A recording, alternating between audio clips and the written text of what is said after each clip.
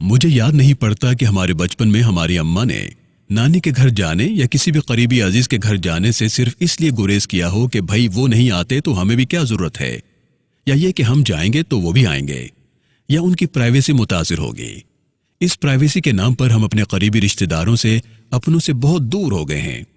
हमारी मुमानी, फूफी, खाला, चची वगैरह ने कभी हमारे जाने पर मुंह बनाया हो या खातिरदारी में कोई कसर छोड़ी हो। सादा सा खाना भी इतने मजे का होता था कि हम भूख से भी ज्यादा खा लेते थे। पता है क्यों? क्योंकि सब इकट्ठे होते थे, एक दूसरे का ख्याल करते थे। दस्तरखान पर रौनक ही रौनक होती और हंसी मजाक में भूख भी ज्यादा महसूस होती थी। अम्मियां कहीं भी जाकर मेहमान नहीं बन जाती थीं कि मेजबान थकावट का शिकार हो जाए। सब ही किचन में घुसकर थोड़े वक्त में खाना तैयार कर लेती थीं और मेहमानों की खातिरदारी के लिए किसी 5 स्टार होटल या तरह तरह की डिशें बनाकर अपनी धाक बिठाने की जरूरत कभी किसी ने महसूस ही नहीं की। जो बना होता था सभी खा लेते थे। मटर वाले चावल, मुर्गी का शोरबा, दूध वाली सवैयां, गुड़ वाले चावल, गुड़ वाला दलिया, मेवे वाला गुड़, खोए वाला गजरेला, साग, चावल के आटे की रोटी, दाल वाली रोटी के साथ अचार, नाश्ते में आलू या मूली के पराठे और चाय जो प्यालियों में पेश की जाती थी, उसका मजा आज तक जुबान को याद है।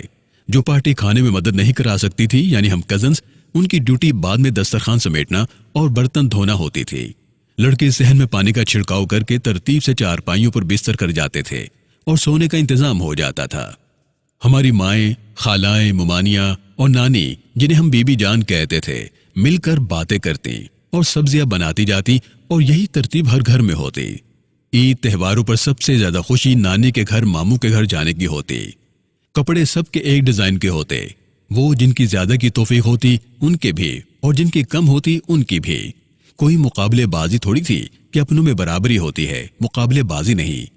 इज्जत का मयार सिर्फ उम्र थी, यानी कि जो भी बड़ा है उसकी इज्जत और उसकी बात मानना हर छोटे पर फर्ज थी और गलती पर डांटना हर बड़े का फर्ज। सादा से लोग थे, सादा कुलिया था, कोई दिखावा नहीं था, कोई शोशा नहीं थी। ये जो आजकल रिश्तों के नाम पर मजाह और तंजिया अंदाज में जुमले लिखे जाते हैं, मुझे बहुत दुख देते हैं। हम में से हर कोई जिंदगी के किसी न किसी मरहले पर फूफो, चाची, मुमानी, सास, बहू बनता है। रिश्ता बुरा नहीं होता, इसमें मौजूद इंसान उसको खराब बनाता है। खुदारा एक दूसरे के घरों में आते जाते रहें, मिलते जुलते रहें। ऐसा न हो कि आपके या उनके जाने का वक्त आ जाए। और ये भी कितने दुख की बात है कि इंसान जिंदगी में न मिल सके और फौतगी के वक्त चेहरा देखने के लिए भागा भागा जाए। जिंदा रिश्तेदारों की कदर करें, अपने प्यारों की कदर करें। अपनी जिद और अना में हमने अपने बच्चों को उनके रिश्तों से दूर कर दिया है। इन बच्चों को तो अपने हम उम्र कजन से मिलने की बड़ी आरजू होती है। हम बड़ों ने खुद ही ऐसा माहौल बना दिया है कि हम रिश्ते भूल गए हैं। चीजों के पीछे भागते रहते हैं, हालांकि चीजें साथ नहीं देती। हम जानते हैं कि रिश्ते ताकतवर होते हैं और हम रिश्तों के हवाले से ही जाने पहचाने जाते हैं। पूरी कोशिश करें कि रिश्तों को जोड़े रखें। ऐसी दूरियां ना आने दें कि मुलाकातें सिर्फ किसी के फौत हो जाने पर ही मुमकिन हो।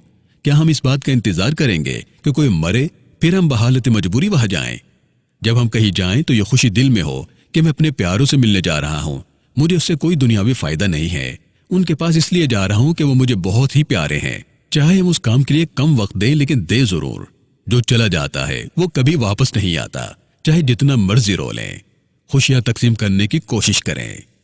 रसूलुल्लाह सल्लल्लाहु अलैहि वसल्लम का इरशाद पाक है, ला यदखुलुल जन्नत क़त्तातुन। जो रिश्ते नाते तोड़ता है वो जन्नत में नहीं जाएगा।